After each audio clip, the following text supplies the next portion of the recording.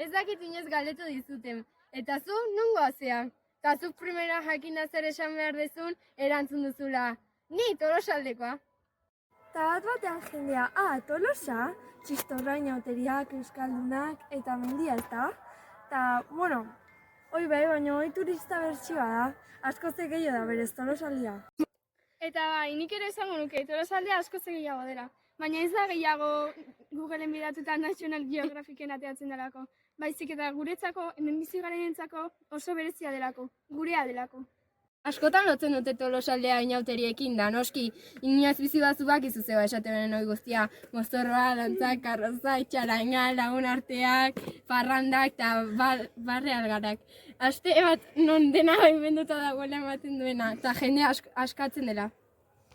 Eta horixe da, eguneroko txikitasun horietan datza gure benetako historioa. Bueno, baina festaz gain, ebe badaude beste momentu asko hemen bizitzeko. Adibidez, herriko jaiak eta kuadrian eguna, San Juan zukta gau magikok, eta udako gauak lagunekin kalen esita bat-baten esatezuna zer ingo du gaur. Tolosaldea ez da herri bakarra, eta mapan ez dago kolorez margotuta Tolosaldea bakarrikan. Tolosaldean esperientzia erra da, eta gu esperientzia horren partegia. Bueno, ikusten zuen bezala denak grabatu dugu baserriko argin, hau joango horritik intzun 2002 urten, da intzun baserriko emakumeen alde, intzuen lan guztiak. Ikusten zuen bezala zizukien urriak 12 azoka berezitxaitea, eta posto asko dela, adibidez ikusten zuen bezala hogik, belarritako, burtxerak, jateko gauz mordok. Ez da soilik txistorra eta opilak. Hori da lehen begiratu erakusten denaren azaleko irudia. Azoka egun batek benetan erakusten du zer den Tolosaldea. Goizeko jakina dena probatzeko moduko zaporearekin. Azokarak etorritako atzerritako lehenengo hitzak dira. Hau ez dago edonon. Gure eguneroko izan daiteke, eta batzuetan horrela ikusten dugu, baina atzerriti datorrenetik berehala ulertzen du. Tolosaldea zaporeak, usainak eta sentimenduak bihotz bat dira. Ez da eguneroko merkatu bat, baizik eta benetako kulturaren parte, ezkutatuko luxu bat. Mendia, basoa, errekak eta bide berdeak. Uzturre, Ernio, Igaratza eta beste txoko egonkor eta eder horiek gure bizitzaren parte dira.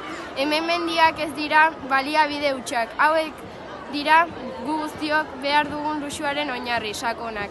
Mendira egon nahi dugun edo ez. Egonaldiek beti uzten dute mendiaren haizeak bizitza aldatu ohi duten sakotasun bat. Ezinbestean goian zaudenean inguruko pasaia orduko egunoroko bizitzaren goxotasun luxua da. Bihotza askatzen du eta zuregatik egiten da. Tolosaldean mendi aparteko lasaitasuna bere horretan uzten du berezko magikoa. Bueno, gure ustez Tolosaldea leku ederra da bizitzeko, ez da uduraik.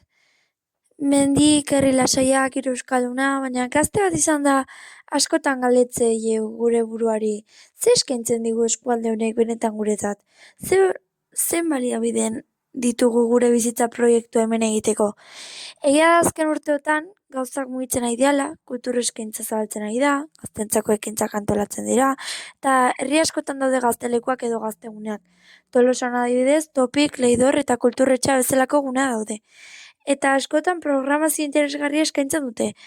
Horrez gain, hainbat tailer, kontzertu eta ekintza antolatzen dira eskualde osoan. Hori positiboa da, eta gure parte hartzea sustatzeko bidea ematen digu.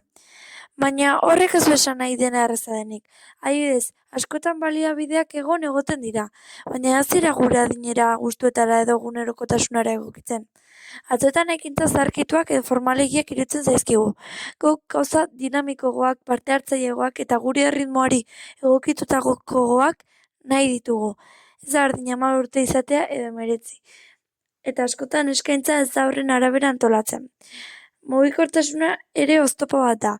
Herri askotan ez dago garraio publiko eroso eta maizkorik. Eta kotxerik ez baduzu zaila da Tolosa edo beste gune zentralago batzuetara mugitza. Honek praktikan baliabide horietara heltzea zaildu egiten digu. Eta horrek desberdintasuna sortzen ditu, herri batean edo bestean bizitza bat. Hala ere, aukera batzu badaude, eta uste dut azkenaldian gero eta gehiago saiatzen direla gure beharretara egokitzen. Baina oraindik lan handia dago egiteko, gazteen iritzia entzun, eskaintzak berritu, herrien arteko desoreka murriztu eta benetan autonomak izateko baliabideak jartzen. Bukatzeko baliabide batzuk badaude, eta eskertzen dugu, baina ez da nahikoa egotearekin benetan baliagarriak izateko gure ikuspegatik pentsatu behar dira. Gu ez gara etorkizuna bakarrik, oraina ere bagara. Eta horregatik Tolosa eskaintzen dizkigun baliabideak gure eguneroko bizitzarekin konektatzea da gakoa. Nik Tolosaldean bizi nahi dut, baina horretarako hemen bizitzeko aukera errealak behar ditut, eta horiek sortzea da erronka.